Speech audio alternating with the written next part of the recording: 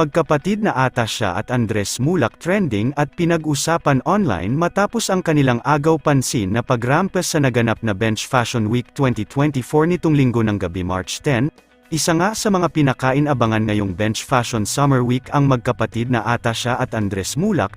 Makikita sa iilang video na naibahagi na isa sila sa mga talagang nag-stand out dahil sa kanilang agaw eksena na pagrampa kung saan ay marami din ang humanga sa kanilang natural na looks at mga galawan.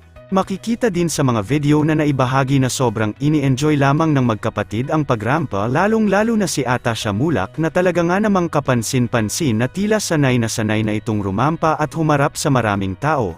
Hinangaan at pinagkaguluhan naman si Andres Mulak ng mga manunood matapos nitong ipakita sa lahat ang kanyang smooth moves kagaya ng kanyang ama na si Aga Mulak.